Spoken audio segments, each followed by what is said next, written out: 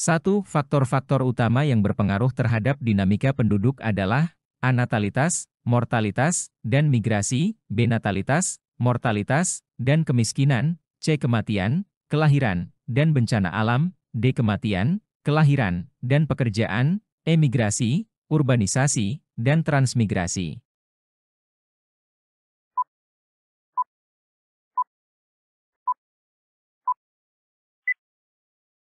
Jawaban yang benar adalah A. Natalitas merujuk pada tingkat kelahiran dalam suatu populasi, mortalitas adalah tingkat kematian, dan migrasi adalah pergerakan penduduk dari satu wilayah ke wilayah lainnya. Faktor-faktor inilah yang secara signifikan mempengaruhi perubahan jumlah penduduk suatu daerah dari waktu ke waktu. 2. Salah satu faktor dinamika penduduk yang dapat menambah jumlah penduduk adalah A. Natalitas, B. Mortalitas, C. Kematian, D. Migrasi keluar, E. Migrasi tetap.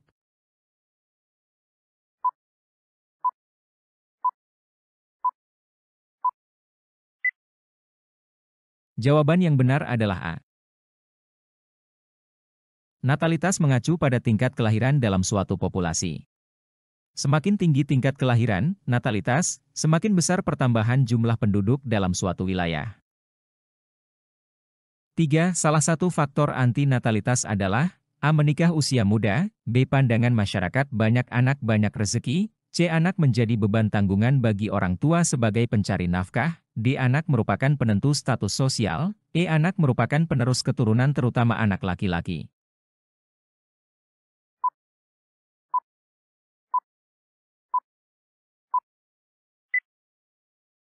Jawaban yang benar adalah C. Faktor ini seringkali menjadi pertimbangan bagi banyak orang tua atau keluarga dalam mempertimbangkan jumlah anak yang mereka miliki.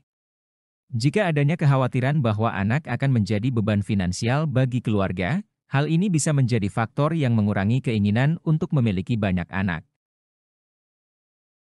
4. Faktor yang menyebabkan pertumbuhan penduduk dapat berupa A. Keberhasilan program keluarga berencana sehingga menekan jumlah kelahiran, B. Meningkatnya pendidikan masyarakat dapat menekan tingkat kelahiran, C. Tingginya kesadaran masyarakat untuk memiliki keluarga kecil yang bahagia, D. Kawin di usia muda dapat memperpanjang usia subur untuk melahirkan, E. Kesadaran tinggi terhadap kesehatan sehingga kematian berkurang.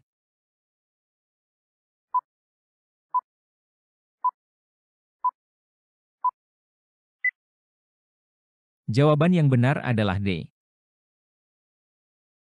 Kawin di usia muda dapat memperpanjang rentang waktu di mana seseorang dapat memiliki anak, karena biasanya rentang usia subur menjadi lebih panjang. Hal ini dapat berkontribusi pada peningkatan tingkat kelahiran dalam suatu populasi. 5. Sumber data utama kependudukan dapat diperoleh melalui A. Sensus, survei, dan wawancara penduduk, B. Sensus, survei, dan registrasi penduduk, C. Sensus, wawancara, dan registrasi penduduk, D. Survei, angket, dan wawancara, E. Survei, registrasi, dan angket.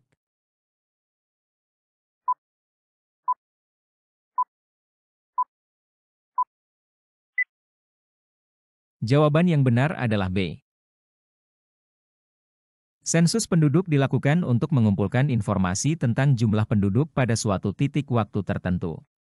Survei digunakan untuk mendapatkan informasi yang lebih spesifik tentang karakteristik dan perilaku penduduk.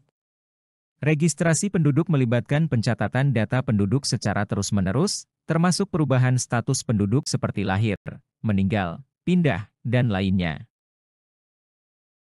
6. Tujuan akhir dilaksanakannya sensus penduduk adalah untuk A. Mengetahui perubahan penduduk dari waktu ke waktu dalam suatu periode, B. Mengetahui jumlah, sebaran, dan kepadatan penduduk pada setiap wilayah, C. Mengetahui berbagai informasi tentang kependudukan, D. Sebagai sumber data dalam perencanaan pembangunan nasional, E. Sebagai bahan laporan dan arsip negara.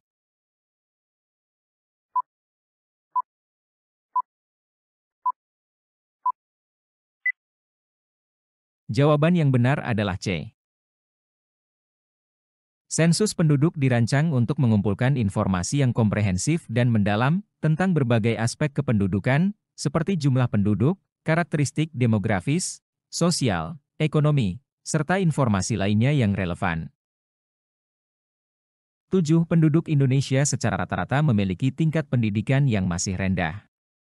Metode sensus yang tepat jika digunakan dalam kondisi tersebut adalah A. De facto, B. De jure, C. householder, D. canvasser, E. crowded.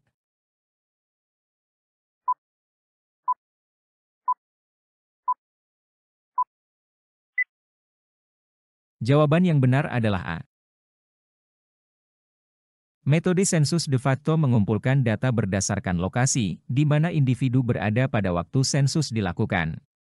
Ini berarti data penduduk direkam di tempat mereka tinggal saat sensus dilaksanakan, tidak peduli di mana tempat mereka sebenarnya terdaftar atau bermukim secara permanen. 8 faktor sentrifugal terjadinya mobilitas penduduk adalah A. Penduduk sangat erat dengan tanah pertaniannya, B. Warga desa terikat pada desa tempat mereka tinggal, C. Adanya sistem gotong royong yang kuat di pedesaan, D. Kurangnya kesempatan kerja di bidang pertanian, non-pertanian, E. Jalinan persaudaraan dan kekeluargaan di antara warga desa yang sangat erat.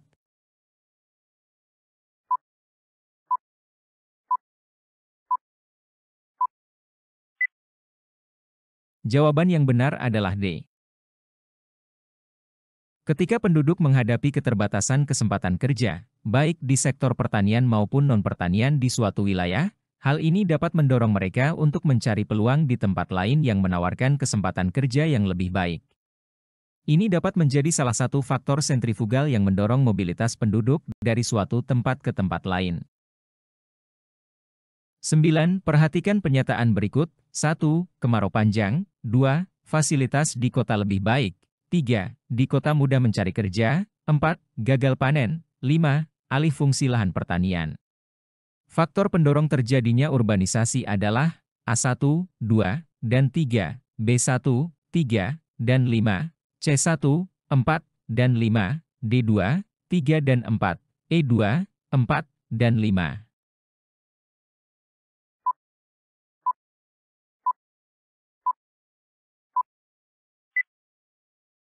Jawaban yang benar adalah B. Faktor-faktor pendorong terjadinya urbanisasi, atau perpindahan penduduk dari daerah pedesaan ke perkotaan, adalah 1, 3, dan 5. 10. Agus mahasiswa asal Jakarta melaksanakan kuliah kerja nyata di Desa X, kawasan lereng Gunung Gede, Jawa Barat, kemudian kembali ke Jakarta. Setelah selesai kuliah, ia kembali untuk menetap di desa tersebut. Mobilitas penduduk tersebut dikenal dengan A. Ruralisasi, B. Urbanisasi, C. Sirkulasi, D. Repatriasi, E. Komuter.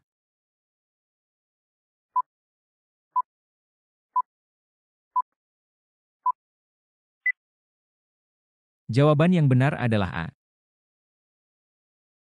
Mobilitas adalah sebuah fenomena bergerak atau berpindahnya penduduk dari satu wilayah ke wilayah lain, baik untuk menetap maupun tidak, dan dalam jangka waktu yang berbeda. Salah satu jenis mobilitas adalah ruralisasi. Ruralisasi merupakan perpindahan penduduk dari kota ke desa.